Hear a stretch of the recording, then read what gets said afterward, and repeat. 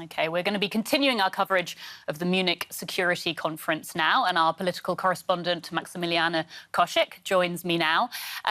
Maximiliana, at a time of real global uncertainty, shifting global alliances, what can we expect from Chancellor Merkel when she speaks in the next few moments? Well, she's certainly expected to make a strong statement on multilateralism, a topic that she has emphasized in recent weeks once and once again. And we also have heard talk about by the German Defense Minister Ursula von der Leyen yesterday when she was opening the Munich Security Conference. And yeah, we're also expected to hear something from German Chancellor Angela Merkel about the European Union's role in the world and how the European Union can come together more strongly and play a role and foster multilateralism. Multilateralism, it's a word that we often hear that is extremely important for Angela Merkel. But Germany is often criticised for not playing an active enough role in global security matters.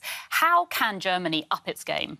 Well, it's interesting to see because Germany seems to have always quite a sort of setback role, seems not that proactive. But when it comes to actual security matters, looking back at the Ukraine crisis, for example, in 2014, German Chancellor Angela Merkel was, in fact, being very proactive. She was the one fostering the Normandy talks together with France to bring Russia and Ukraine together at one table and try to solve the crisis, resulting effectively into the Minsk agreement. And I think this is the role we can and should expect more from Germany and from the German government, to kind of be a broker in security issues and topics, for example, like the INF Treaty, to bring people back to the table, to bring and foster negotiations when there's concerns.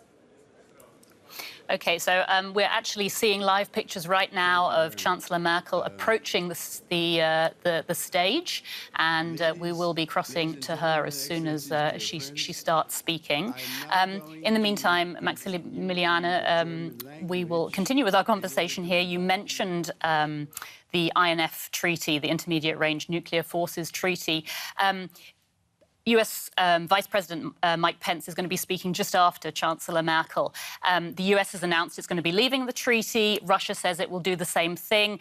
This is a threat to European security. What is Germany doing about this? Well, Germany has announced, both the Foreign Minister Heiko Maas and the Defense Minister Ursula von der Leyen, and we're going to see if German Chancellor Angela Merkel is going to address this issue any further, that they want to bring negotiations back on. They don't want to have this just being dissolved into nothingness.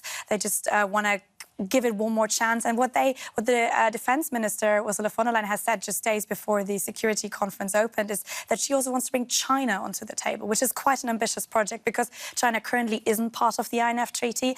But Russia, the United States have said that not only they were concerned with Russia violating the treaty, but they also want to have China be more involved because they think China is also not in violation with the treaty because it's not a part of it, but it's violating the issues of the treaty. So it will be interesting to see if Germany can manage that, bring both Russia, the United States and potentially China onto one table to renegotiate the INF Treaty. OK, some very big politics we're talking about here.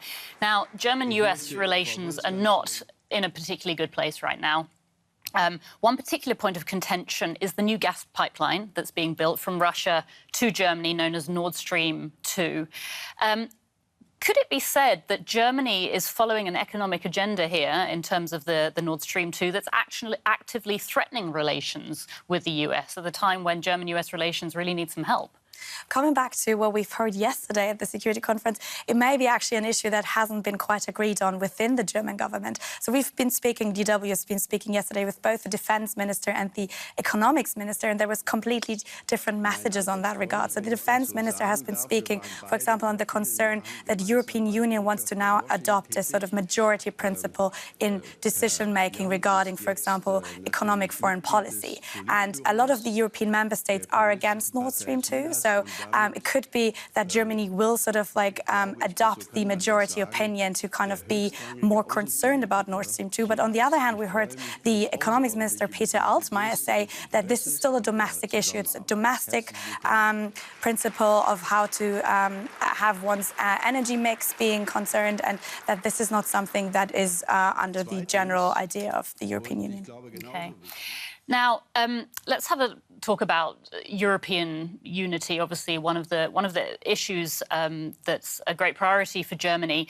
Germany and France, usually seen as the two European nations really trying to keep the European project going. But when we take a look at the Munich Security Conference, France's President Macron isn't there. What does that say about the state of European unity? Well, this, of course, was a big concern, or was a big setback for both the organisers of the Munich Security Conference and probably for the European Union, as that was supposed to be a signal showing the European unity at the Munich Security Conference. Now, French President Macron had cancelled his attendance, saying that he had more important domestic issues. We know that France is currently seeing a lot of protests. The yellow vest, the gilets jaunes, are protesting for weeks and weeks in France, and French President Emmanuel Macron said that he had to give his attention to that. But it's already been the second year that we haven't seen the anticipated joint appearance of the French president and the German chancellor. And yeah, we'll hope that at least the German chancellor will maybe giving in her speech a signal to what she understands European unity, and maybe also German-French friendship will still be in the forthcoming years. Okay. Now, Chancellor Merkel wasn't at the Munich Security Conference last year. This year she is. President Macron isn't there.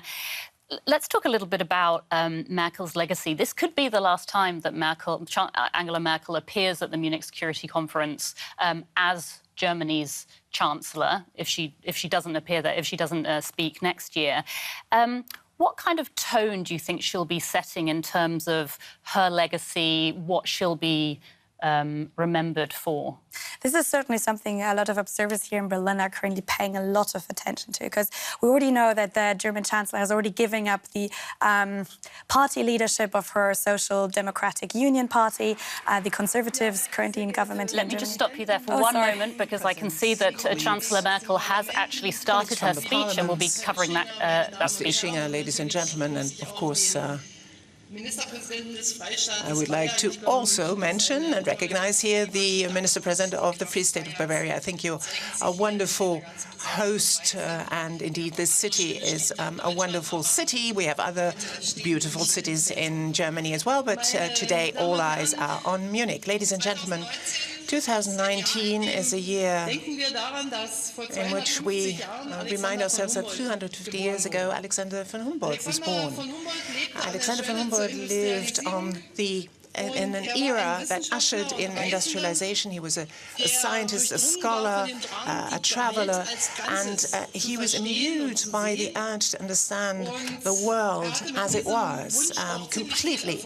And he was quite successful in so doing. And his credo, as we can read in his Mexican diaries from 1803, is everything is interdependent. About 200 years later, in the year 2000, the Nobel laureate for chemistry, Paul Coulson, said, well, after having done research on in the ozone layer and the ozone hole, he said this is going to be a new geochronological age. Ice age is over, and also the immediate post-ice age. Now we have the Anthropocene. In 2016, the International Geological Society adopted this term. We live, therefore, in an era where the traces of human beings are indeed so deep and have left such a deep imprint on our globe that even the following generations will recognize this as an era, as an age that has been determined by man, by humankind. For example, the traces of nuclear testing, of climate change, of microplastics in the oceans, and extraction of raw materials. These are just but a few phenomena that we recognize today. All of that has an impact on global security and of the issues that we're debating right here at this conference. So it's only a matter of consequence to remind ourselves we started in '63 with what was then called a Wehrkundetagung, very much influenced by the post-war period, by National Socialism and its legacy, a transatlantic kind of conference. So I'm delighted to see so many representatives from the United States here today in the audience, and moving over to a comprehensive security conference where we talk about energy supply, we talk about development cooperation, obviously military issues, defense issues are also addressed, but we look at matters in a very comprehensive, very holistic way as regards security, and I think that's exactly the right answer. We have to think in integrated structures, in interdependencies. The military component is but one of them.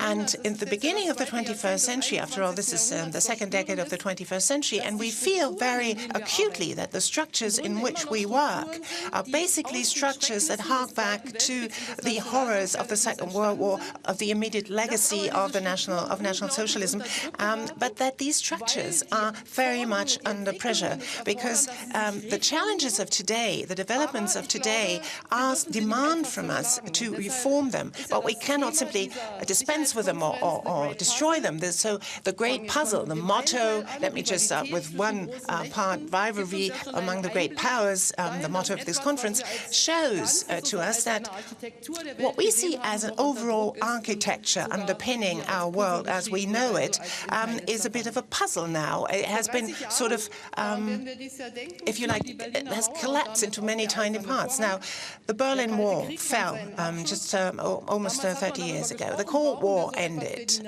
We talked at the time about, well, do we still need NATO today? Oh yes, we do need NATO as an anchor of stability on the stormy sea. We need it as a community of shared values, because we should never forget that NATO was founded not only as a military alliance, but as an alliance of nations that share values, that share the same values as regards human rights, as regards democracy, guidelines that we all share. And the fact that this is still a very attractive alliance was clearly borne out by the developments over the past few months. We were trying to grapple with the question whether Northern Macedonia, as we now all are able to call it, can become a member of NATO. And I would like to thank, at this instance, Prime Minister Zaev from Northern Macedonia and Alexis Tsipras, the Greek Prime Minister, for the courage that they've shown.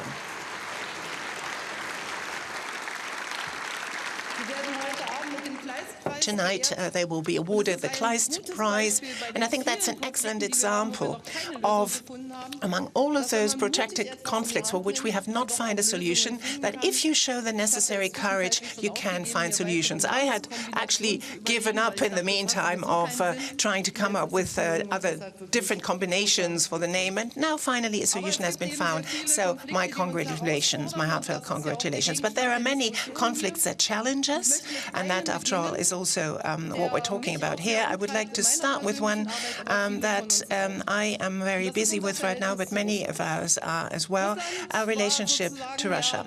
Russia, for many, many years, in the shape and form of the Soviet Union, was an antagonist during the years of the Cold War. And after the fall of the war, we did have hope.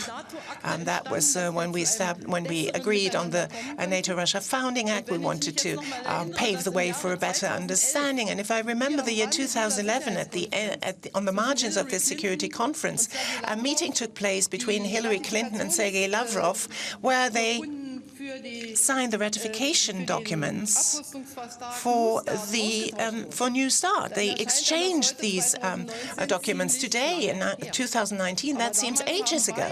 But at the time, both talked about a milestone in their strategic partnership.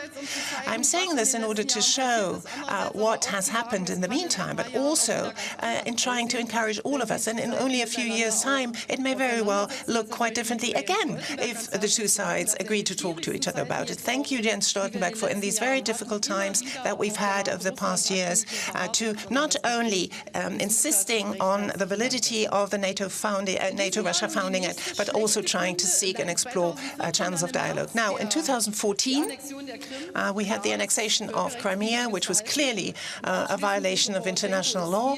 Petro Poroshenko is here among us. Later on, there was an attack on eastern Ukraine.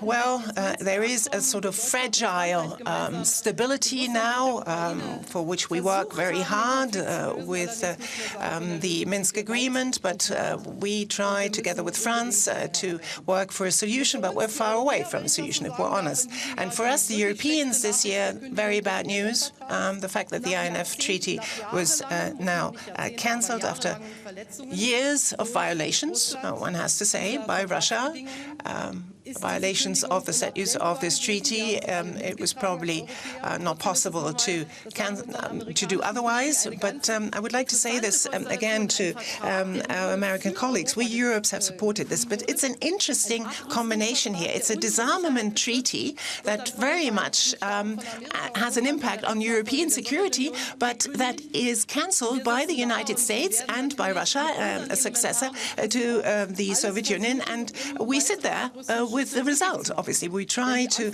make everything we can, which is in the remit of our powers, to make further disarmament steps possible. But our Chinese representatives here today, disarmament is something that we all have to grapple with, that we all have to concentrate on. And we'd be delighted if not only between the United States and Russia such negotiations took place, but also with China. I know there are a number of reservations, but we would be delighted to see movements in this direction.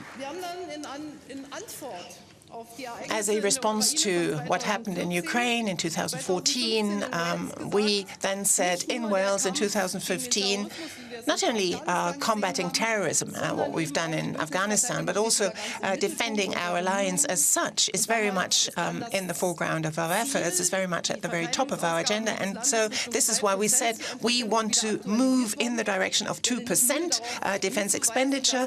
I am tirelessly trying to say that this also much earlier was a target, because all of the new members of NATO said if you don't move towards that goal of 2%, you will not be accepted as members. This was actually before I assumed office as Chancellor. Now Germany has been criticized, and I will later on also speak about that. In 2015, our defense expenditure was increased from 1.8 to 1.8. We want to be at 1.5 in 2024. For many people are not satisfied with that, but for us it is very much an essential step forward. Now, what do we do with this? If we all are in recession, if we don't have economic growth, defense expenditure is going to be easier, but whether that is better for the alliance is a matter for discussion. So obviously we have to have some kind of reference point, but if GDP is the right reference point is a matter for discussion. Now, we are trying to give our contributions. For 18 years we've been present in Afghanistan. We've had about 1,300 soldiers there on the ground, together with 20 others. We are in the north of Afghanistan. And please, that is my request to all of you. This is the first mission, according to Article 5, that we have been in together for many, many years, that we also discuss the further development of matters together, because we have tried to convince our population too, trying to tell them, yes, our security too is defended on the Hindu Kush. I don't want to be left with a situation where at some point in time we will simply have to leave, because obviously we need the integration of forces there. We're dependent on that. We are represented in Lithuania. We have for the second time assumed the lead in the spearhead. So all of these are indeed contributions that are of great use to the alliance. So we're more than ready to lend our contribution to strengthening the alliance. And outside of NATO, we're also active in Mali, for example. That was a gigantic step for Germany. We simply are not used to this, different to, for example, our French friends. And this mission and the question of developments in Africa, and it was not a matter by chance that this morning you had a discussion between the President of the European Union and the rotating presidency and the new chairman of the African Union, the Egyptian President, President al-Sisi, and my congratulations on your election, sir. This was only a few days ago. this relationship that we forged with Africa is going to be a very challenging one, particularly for us Europeans. They're a little bit different from the relationship with the United States. It will not be always NATO missions there. So please, we want to build a consistent, a coherent European defense policy, and this is not addressed against NATO. It is something that is to strengthen cooperation within NATO, rendering it more efficient, making it better, because among the many who are member states in the European Union and NATO, we can overcome hurdles only if we develop a joint sort of culture here, joint defense culture, if you like. If we realign our weapon systems, we will be challenged very much here in Germany. We have signed this treaty in Aachen with France, and obviously export control plays a role here. If we don't develop a common culture of how we deal with arms exports, obviously the development of a common defense industry will also be jeopardized. We cannot speak also of a European army and defense cooperation if we're not ready to adopt a common defense export policy and a common arms export policy. So there will be quite a number of tricky discussions out there. It's not a secret, I think, that I'm telling you here. Now, ladies and gentlemen, apart from our relationship with Russia, we also have combating terrorism on the agenda, another great challenge. And after March 2014, apart from the Euro crisis in 2014-15, we worked, as you know, very closely with Greece, trying to make it possible for Greece to stay in the Eurozone. And then we had to grapple with the refugee issue, the migration issue. And this was fueled, obviously, by the situation in Syria on the ground, because there is a civil war raging there, with terrorist elements, with terrorist challenges.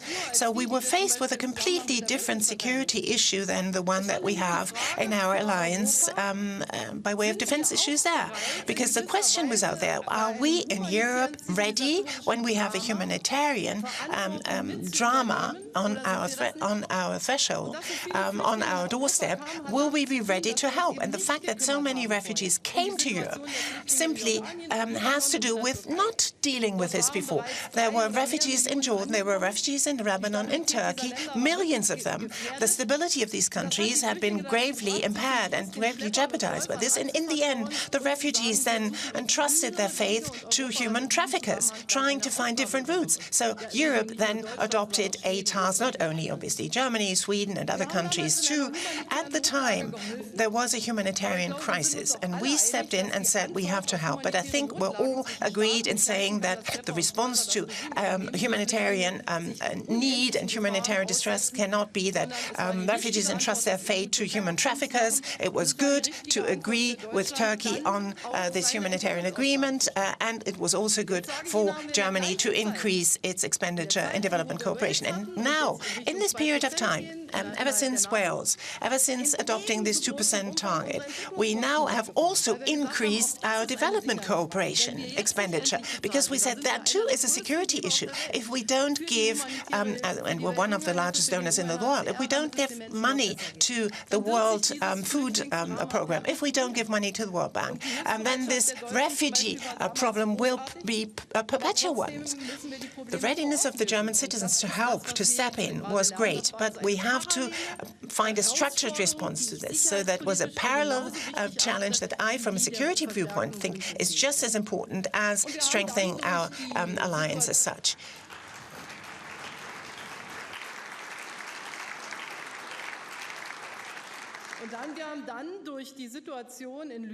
Because of the situation in Libya on the ground there, that was a harbinger of what Europe, now Italy, will have to grapple with. The African continent is developing in a certain way. That instability in Libya led to a situation where this became a sort of launching pad, if you like, for a huge inflow of refugees. Our Spanish friends have had this challenge even earlier with Morocco 10, 15 years earlier.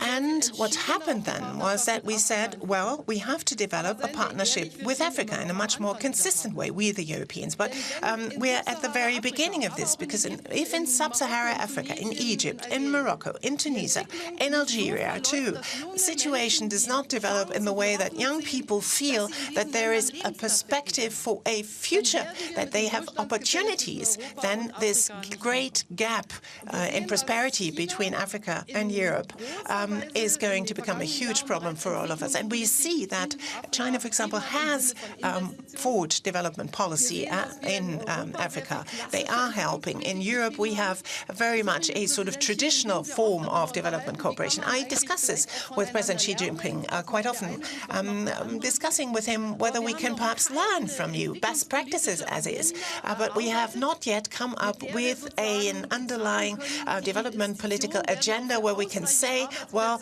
these investments will be sufficient to create sufficient jobs, to create sufficient stability and security in these countries as a consequence. And again, Germany, and it's not something that we're all that used to and thought about when we were founded, where we say, yeah, we support G5 Sahel mission that is trying to work against terrorism. We're in Sahel. We're trying to work together with the United Nations against terrorism. We are present in Mali. We're trying to train the armed forces there. But at the same time, all of that will be in vain if these countries don't have an economic perspective, don't have economic opportunities, which is why we increased our economic cooperation, our economic cooperation defend expenditure, but we can only do this together with the African Union. And I'm very, very glad that Africa 2063, for example, or other plans has been developed by the African Union, that they have very clear ideas now, because they have to be the ones who own this process. They have to feel that these are our programs that we develop together with them. Multilateral cooperation over the past few years, I think, has improved, and I must say that is primarily due to also the efforts of the African Union. Very good example here. Now, these are problems, ladies and gentlemen, that I wanted to outline to you. Here, Germany has become engaged. Now, we have to talk about methodology. What sort of cooperation do we want?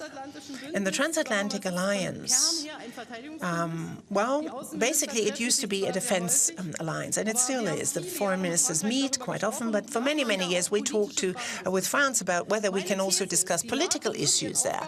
And I say NATO can only live up to its responsibilities if this integrated defense and security idea is also factored in, because militarily, all of these conflicts, I think we're agreed, cannot be solved. And then, obviously, we have to ask ourselves what can be convincing responses.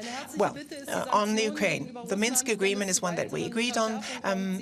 Sanctions, more strengthened sanctions with Kerch, for example. I would like to ask to do this in a coordinated effort. And on the NATO-Russia Founding Act, we don't want this channel to be blocked, this dialogue. And then economic development. Well, Nord Stream 2 is obviously one contentious issue, and I understand that Petro Poroshenko says, I'm a transit country for Russian gas. I would like to remain a transit country for Russian gas. I assured him time and time again that I will support him in every way possible, and we will do this no matter whether there is an election campaign going on. Now, a Russian gas molecule remains a Russian gas molecule, be it transported via Ukraine or through the Baltic Sea. So the question, how dependent are we actually on Russian gas? That question cannot be clarified by simply looking at the way it is transported. So I say I am ready to not being sort of unilaterally dependent on Russia. But I remember when I was on the GDR side, and I received Russian gas anyway. But even in what was then the Federal Republic of Germany, they received Russian gas during the Cold War time. So I don't understand really, are times today really so bad that Russia will all of a sudden not be a reliable partner. It's actually interesting here, this setup. On my right, I have the Chinese representative. On my left, I have the Ukrainian. I have Petro Poroshenko. So should we perhaps be not participating? Will China be the one that is benefiting from that? We want to be part of those trade relations as well. So we have to be openly addressing this. We made a strategic decision, although we have a lot of LNG capacity. Actually, we have enough LNG terminals in Europe, more than we have LNG gas. But when it's true what people predict, namely that LNG production will be increased coming in from the United States, we, as Germany, have decided, okay, we'll factor that into our energy mix. And since we phase out lignite and nuclear, then we will be certainly an interesting market for the next few years to come as far as exports of natural gas are concerned. Iran, again, another bone of contention, dividing us. I must say I am very much, well, I'm sad about that, because in my speech to the Knesset, I said the right of existence of Israel is part of our raison d'etre as a nation. And I mean this seriously. I see the ballistic missile program. I see Iran in Syria. I see it's having its hand in Yemen. And there I see the Europeans on the one side and the Americans on the other side. But is it helpful for our common goal to see to it that this negative impact that Iran has is contained by cancelling the only existing agreement or can we use this as a sort of small lever to make pressure on other issues? That is a tactical issue that we need to talk about, but the goal that we pursue is the same. So I'm criticized every day, as you know. Is it a good thing to immediately withdraw troops from Syria now, American troops that is, or will that not strengthen Iran's hand and Russia's hand to influence the situation on the ground? That too is something that we need to discuss. That is very much out there, and that's very much something that we need to discuss. Same goes for the question about economic relations between China and the United States and Europe. Huge problem. We see China is indeed an emerging economy, very much so. When I go to China, the Chinese representatives say to me, for 1,700 years of the 2,000 years ever since Christ was born, we have been a leading economic nation. Why are you so excited? Why are you so worried about that? Well, the only thing that's happening is we are trying to be leading again. And now we used to be. And we say, but we've used to lead. Now we have to deal with the situation. We have to find sensible solutions so as to avoid a situation where we are fighting against each other, thereby weakening us all round. And I'm for fair trade relations, reciprocity. We need to talk about this, but we have to talk about this imbued with the spirit of partnership, and also in the awareness that there are so many problems in the world of today that we need to solve together, that we have to find an agreement. And I'm very much pinning hopes on the trade talks that are currently happening between America and China. Now, the Transatlantic Partnership, for me, and as a German Chancellor, is obviously not that simple to read, that apparently the American Secretary of Trade says German cars are a threat to America's national security. We're proud of our automotive industry, and I think we can be. We're proud of our cars. They are built in the United States of America. South Carolina is one of the largest. It's actually the largest BMW plant, not in Bavaria. South Carolina is supplying China. So when these cars, that because they're built in South Carolina, are not becoming less threatening, rather than the ones that are built in Bavaria, are supposed to be a threat to the national security of America, it's a bit of a shock to us.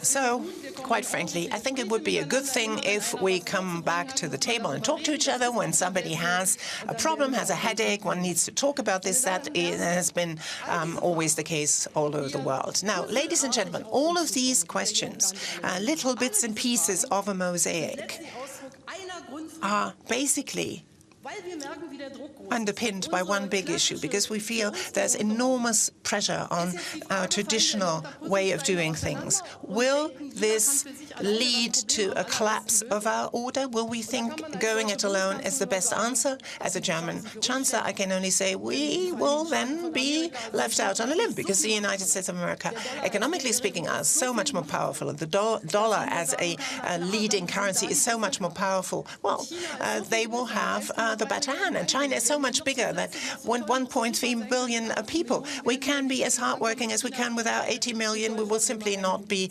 at the same level if China decides we don't want to have good relations with Germany. That's going to be repeated the world over. So will we abide by the principle that we have learned our lesson from the Second World War that was caused by the National Socialists, by Germany, that even though international multilateral fora may be slow, their work may be arduous, but putting yourself in the other person's shoes, looking beyond the pale, trying to forge win-win situations, is this not better, I am firmly convinced, than trying to solve all of these issues alone, on your own?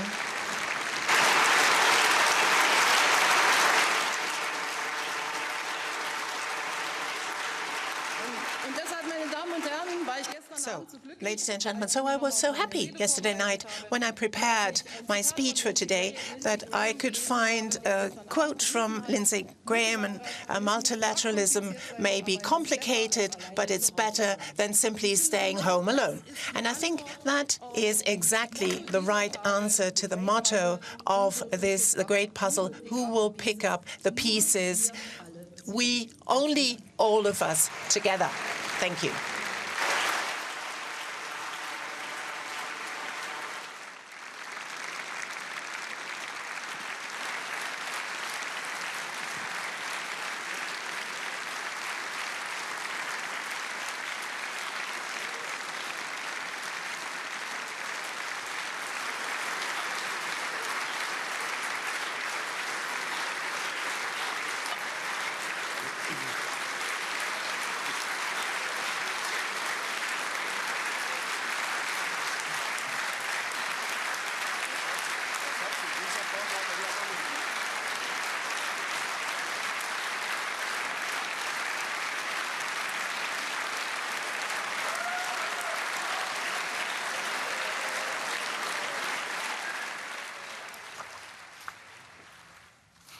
All right, so that was Germany's Chancellor Angela Merkel speaking there at the Munich Security Conference, a standing ovation after her speech in which she covered a whole range of topics: global security, migration, terrorism, and not least the transatlantic relationship. And to break that down for us, I'm now joined by our political correspondent, Maximiliana Koschek, and with DW's chief political correspondent, Melinda Crane, who joins us from Munich. Melinda, you were listening to Merkel's speech there. What was it that jumped out at you? Were there any surprises in what she had to say today?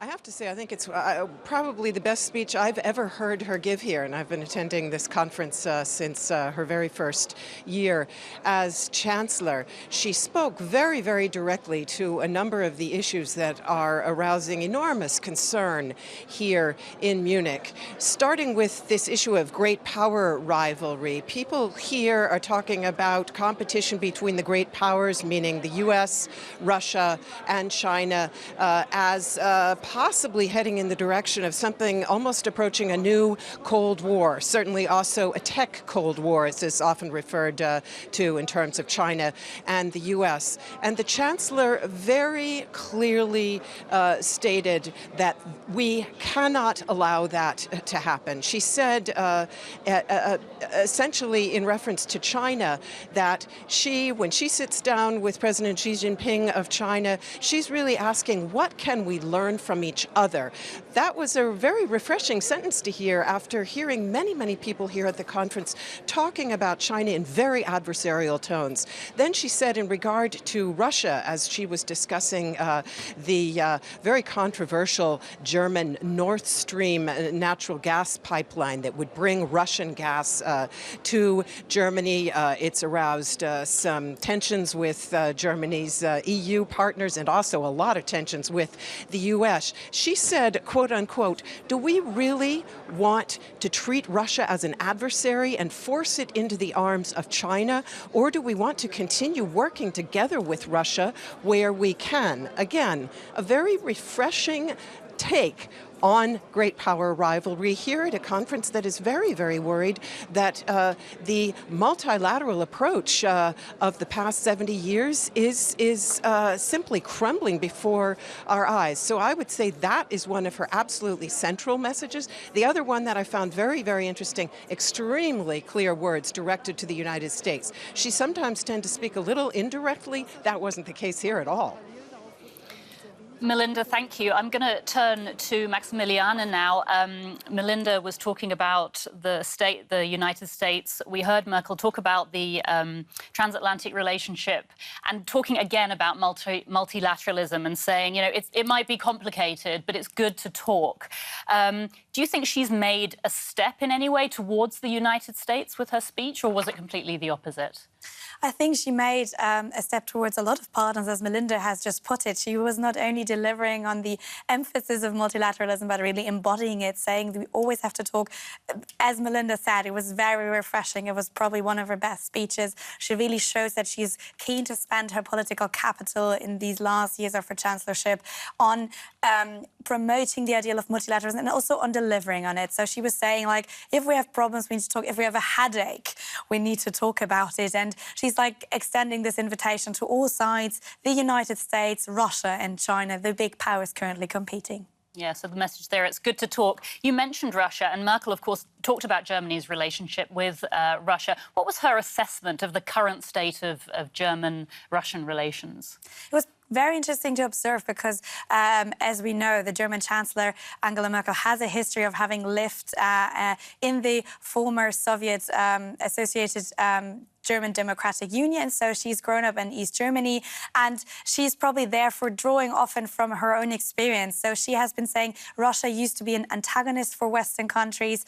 It then, after the end of the Cold War, became a hope of collaboration. But of course, she's also stressed or addressed the difficulties we're currently seeing. She's mentioned the Ukraine crisis in 2014, where she herself has been involved, as we talked earlier about, in the negotiations of fostering or making the Minsk agreement. And she said that isn't over, that the issues, we still have problems to talk about. But she's again showed a very kind of open point of being interested in taking on the brokering role, the negotiating role, Germany being sort of the not the neutral ground, but certainly the brokering ground for finding positions between these countries. All right, Maximiliana, thanks so much. And thank you too to Melinda Crane, who is covering this conference live for us from Munich. We'll have more on the Munich Security Conference in the coming hours. And don't forget, you can watch the live stream of all the speeches and discussions in the conference room of the Munich Security Conference on our website. That's dw.com. Thanks so much for joining us. I'm Manu Coops-McKinnon in Berlin.